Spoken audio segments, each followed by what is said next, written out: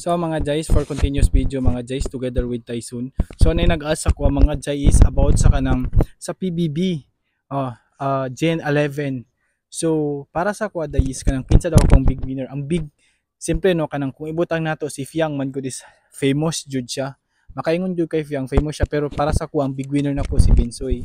Kay makita man gud ako kay Binsoy ang sincerity kanang makita po nako siya talented then kanang kumbaga wala man sa kayang background niya pobre pero nakita na ko yung sincerity na murag na feel na ko pero kung sa butuhay no kung sa big winner makaingon ko kay si Fiang ang mudaw kay it's because kay si Fiang man good is million gud na ang iyang followers and then viewers niya sikat pa siya dagan pa siya kaila nga CEO dagan siya kaila ka ng mga tagiya nagapromote sa mga product di ba sa iyang ano karon kanang kumbaga kanang sa mga kailan niya kanang mga dagkong kampanya buhaton na tanan buying booth buhaton na tanan para masibang si Fiang. So makaingon jud ko nga kanang dili patas ang laban kay it's because kay si Fiang man good is isa siya sa famous na siya daan.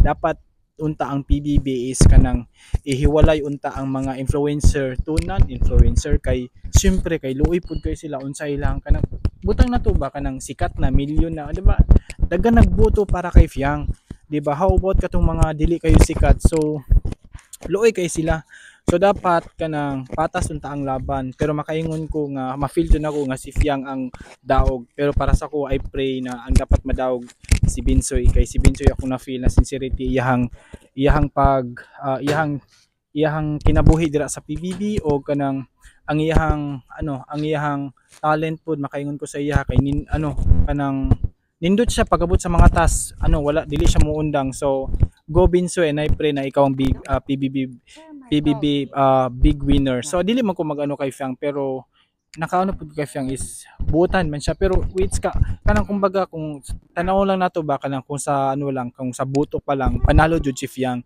kay it's because dagan jud siya kailangan kanang mga dagkong kumpanya then is kanang endorser pa siya minana so sikat na si Fiang na sa background nga pwede sila makasave kay Fiang. Pwede nila palito ng buto para kay Fiang para masave lang si Fiang. So kato and God bless. Bye bye. I love you, Jai.